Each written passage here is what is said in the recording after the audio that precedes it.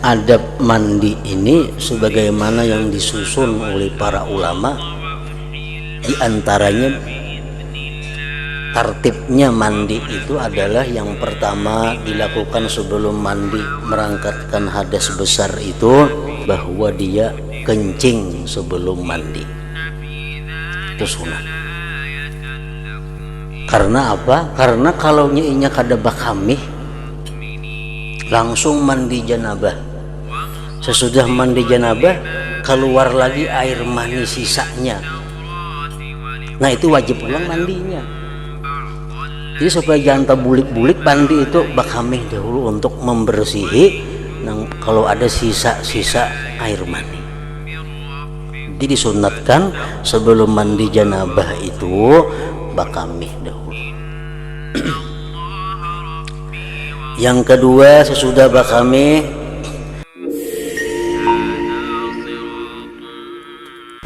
adab-adab mandi, aturan-aturan mandi. Apabila engkau junub sama ada karena bermimpi atau jima, maka bawalah sebekas air ke bilik mandi dan mulakan dengan membasuh kedua tanganmu 3 kali. Dan tinggalkan segala kotoran daripada badanmu. Kemudian hendaklah engkau berwudu seperti wudu yang engkau buat untuk sembahyang, beserta dengan segala doa-doanya. Dan kemudian kan membasuh kedua kakimu supaya air tidak jadi sia-sia.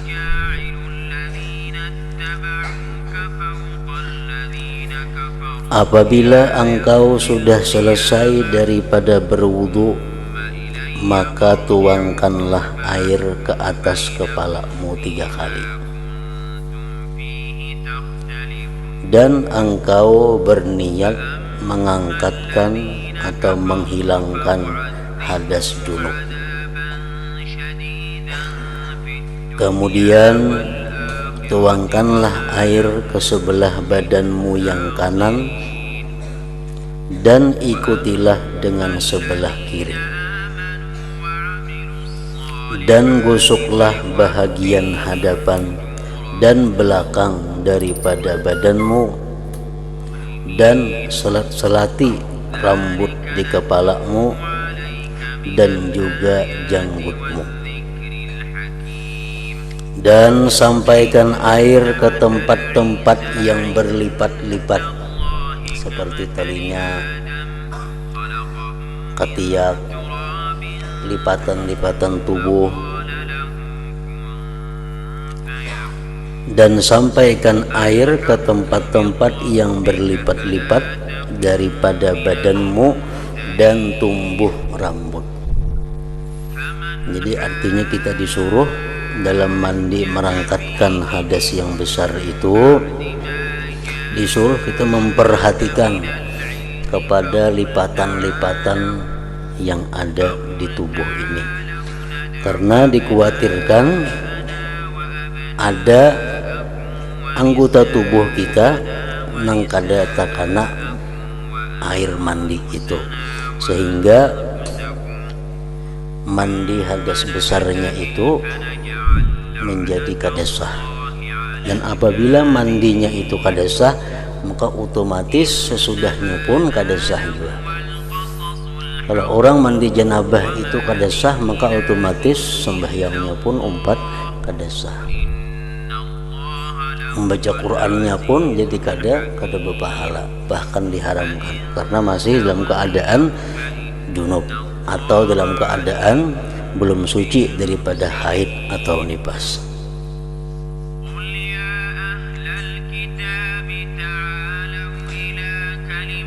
Dan tempat tumbuh rambut, sisingut, janggut itu semuaan diperhatikan supaya banyu itu bujur-bujur sampai ke tempat tumbuhnya. Nah, lain hal dengan berwudu. Kalau berwudu orang-orang yang punya janggut tebal itu cukup di luarnya aja, kada wajib membasuh kulitnya.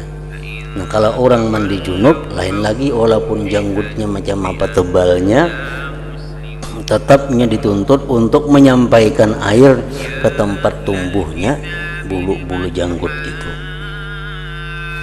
baik yang tipis maupun yang tebal. Dan jangan sekali-kali engkau menyentuh kemaluanmu selepas berwudu tadi. Maka apabila tersentuh tanganmu akan dia, maka ulangi wudu'mu sekali lagi. Dan perkara-perkara yang wajib dalam mandi ini ialah satu niat. Niat yang bisa dipakai untuk umum, niat yang bisa dipakai untuk merangkatkan hadas besar janabah, niat yang bisa dipakai untuk merangkatkan haid, niat yang bisa dipakai untuk merangkatkan nipas. Sekali sebuting aja niatnya, umpamanya nawaitul ghusla listibahatis shalah, sahajaku mandi untuk membolehkan sembahyang. Nah niat seperti itu boleh dipakai oleh orang nang junub, boleh dipakai oleh orang nang mandi suci daripada haid, boleh dipakai oleh orang nang mandi suci daripada nipas. Kalau orang misalnya junub, berniat dia sahajaku mandi merangkatkan junub, nah kadesa. Kenapa? Karena hadas besar dia adalah junub. Orang nang mandi suci daripada haid, jarnya sahajaku mandi merangkatkan hadas besar, nah kada mau. Orang yang mandi daripada suci haid, sahajaku mandi merangkatkan janabah, nah itu kada mau. Jadi ada beberapa niat yang bisa dipakai untuk seluruhnya. Orang mandi junub boleh makai itu, orang mandi haid boleh, mandi nipas boleh. Antara lain nawaitul ghusla listibahatis shalah, sahajaku mandi untuk membolehkan sembahyang. Atau nawaitul ghuslal mafrud, sahajaku mandi fardu. Atau nawaitul ghuslal wajibah, sahajaku mandi wajib. Nah atau nawaitul ghusla liraf'il hadasil akbar, sahajaku mandi untuk merangkatkan hadas besar. Itu mencakup sudah. Misalnya orang haid ada, perempuan itu junub ada, kayak apa niatnya supaya masuk kedua-duanya? Nah sahajaku mandi merangkatkan hadas besar, atau sahajaku mandi untuk membolehkan sembahyang, atau sahajaku mandi fardu, atau sahajaku mandi wajib. Nah mencakup sudah semua.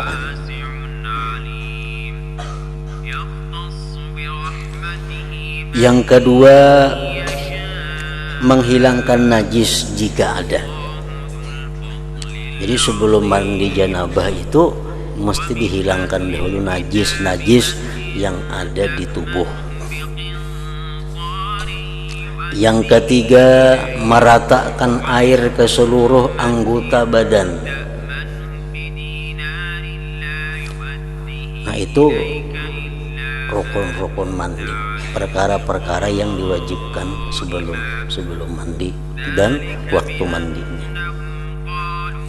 Dan perkara yang wajib dalam wudu ialah satu niat, rukun wudu. Yang kedua, membasuh muka sekali, itu wajib.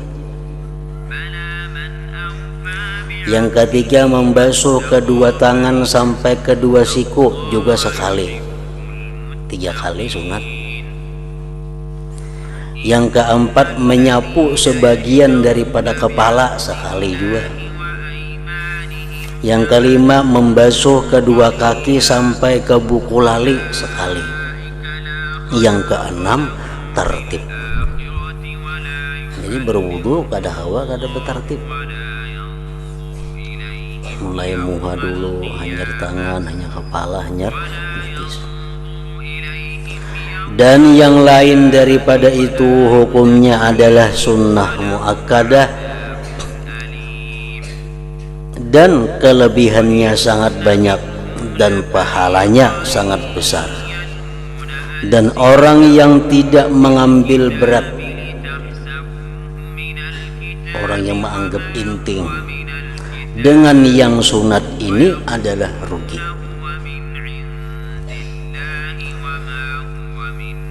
Bahkan boleh membawa yang wajib kepada bahaya.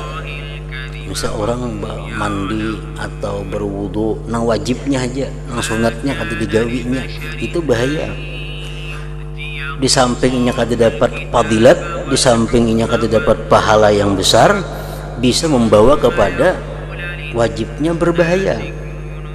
Karena perkara-perkara yang sunat merupakan penampung kepada kekurangan yang ada pada yang wajib-wajib itu.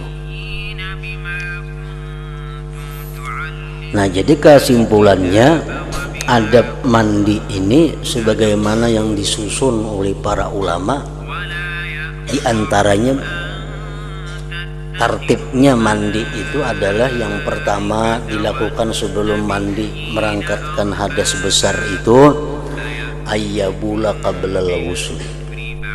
Itu pertama dilakukan dulu. Ayyabula qablal ghusli, bahwa dia kencing sebelum mandi. Itu sunat.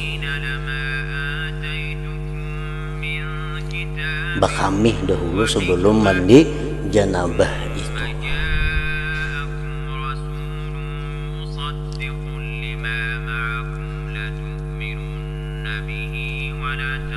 Karena apa? Karena kalau nyiinya kada bakamih langsung mandi janabah. Sesudah mandi janabah keluar lagi air mani sisanya. Nah, itu wajib ulang mandinya. Jadi supaya jangan bulik-bulik, mandi itu bakamih dahulu untuk membersihi kalau ada sisa-sisa air mani. Jadi disunatkan sebelum mandi janabah itu bakamih dahulu. Yang kedua, sesudah bakamih ayyuzidal qadara qablahu min maniyin aw najasatin, membuangi kotoran-kotoran yang ada di awak, baik nang suci atau nang najis, dibersihi.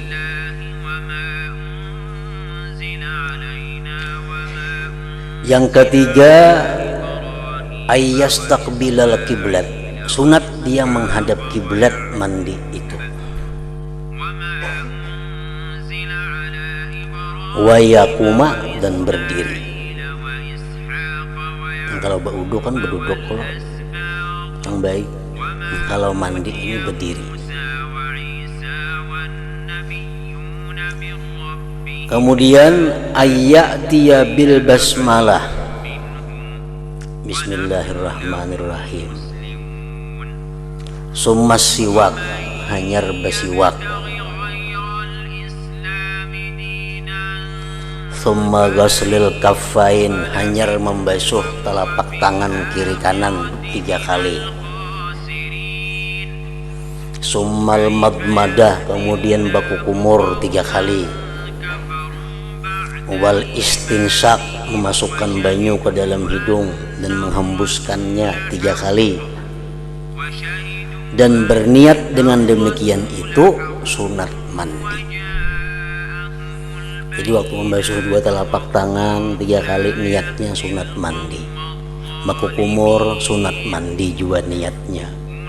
Memasukkan banyu ke dalam hidung berniat sunat mandi juga. Nah, kemudian sudah tuntung summa ayyaghsila farjaihi wa ma hawalaihima biniyati rab'il janabah anhuma. Kemudian hanyar membasuh kubul dan duburnya dan yang di sekitar keduanya dengan niat merangkatkan janabah daripada keduanya atau merangkatkan hadas besar daripada keduanya. tuntung dan baku kumur, tuntung masukkan banyu ke dalam hidung, hanyar basuh kemaluan kubul dan dubur dan sekitarnya. Niatnya apa? Merangkatkan hadas besar yang ada di kemaluan muka belakang dan sekitarnya itu. Jadi waktu kita membasuh kemaluan itu niat dalam hati, saja aku merangkatkan hadas besar di kemaluan muka dan belakang.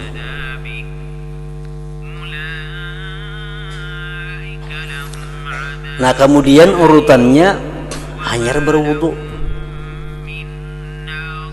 hanyar berwudu.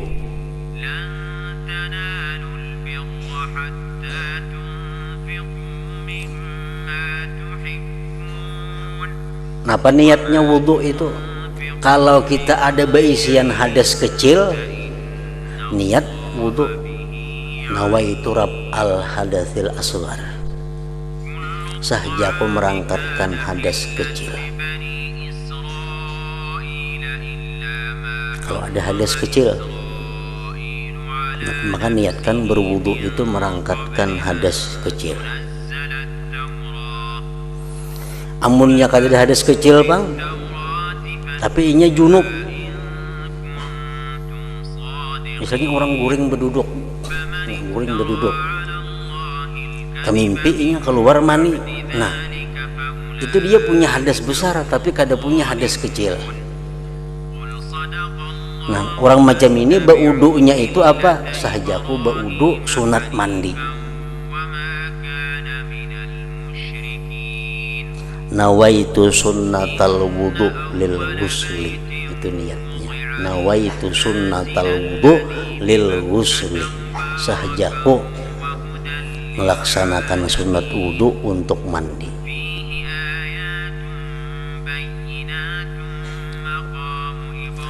Nah berwudu di sininya disunatkan juga sempurna. Maka ulangi lagi membaca bismillahirrahmanirrahim, ulangi pulang basiwak, ulangi membasuh dua telapak tangan, baku kumur, memasukkan banyu ke dalam hidung 3 kali. Jadi wudunya wudu sempurna.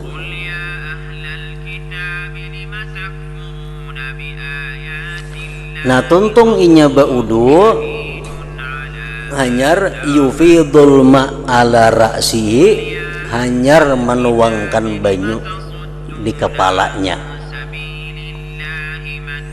dan berniatlah di situ niat mandi wajib tadi. Kan kubuy kepala orang. Yang kedelapan dia yata'ahadul ma'atib, dia amati, artinya menghati-hatiakan lipatan-lipatan yang di tubuh tadi. Mencam telinga itu mesti sangat hati-hati. Pusat, nah sangat hati-hati. Lipatan-lipatan yang ada di ini, lutut, di ari-ari, nah itu mesti diperhatikan. Karena ingat kita hadis Rasulullah SAW yang mana beliau diperlihatkan Allah pada waktu Isra dan Mi'raj. Beliau diperlihatkan Allah seorang perempuan. Perempuan itu diikat 2 kakinya sampai ke susuknya, dan diikat 2 tangannya sampai ke bumbunannya, dan dikuasakan atas perempuan itu ular-ular dan kala-kala mengikutinya. Lalu ujar Nabi, wahai Jibril, siapa itu perempuan yang disiksa seperti itu? Nah ujar Jibril menjawab, fa innaha kanat la tunazzifu badanaha minal janabah wal haid. Itu perempuan adalah kada membersihkan badannya daripada junub dan haid. Artinya mandi janabahnya, mandi junubnya, mandi suci dari haidnya itu pambarang, kada teliti, kada hati-hati, sehingga dia mengakibatkan mandinya kada sah, otomatis sembahyang sesudahnya pun kada sah juga. Nah kemudian yang kesembilan, yufidul ma'ala ma'aqbala min syikhil aiman summa ma'adbara minhu summa ma'aqbala min syikhil aisar summa ma'adbara minhu. Kemudian dia menumpahkan air ke bagian kanan tubuhnya nang di hadapan, kemudian bagian kanan tubuhnya nang di belakang, hanyar bagian kiri nang di hadapan, hanyar bagian kiri yang di belakang.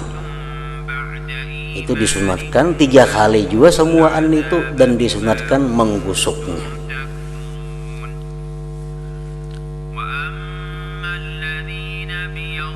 Nah selesai itu hanyar ayyatiya biddu'a ka du'ail wudu, hanyar dia mendatangkan dengan doa seperti doa wudu itu. Asyhadu an la ilaha illallah wa asyhadu anna muhammadar rasulullah wa ja'alni minat tawabin wa ja'alni minal mutatahhirin. Itu sekurang-kurangnya. Nah jadi macam itulah yang disusun oleh sebahagian ulama mengenai tertib, aturan urutan mandi janabah atau mandi merangkatkan hadas yang besar tadi.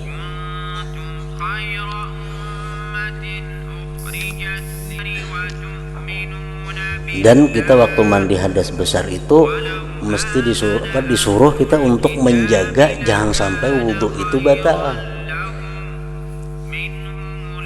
Makanya tadi bedahulu membasuh kemaluan muka belakang itu bedahulu niat merangkatkan hadas besar yang ada di kemaluan muka dan belakang. Bedahulu itu sebelum daripada wudhu.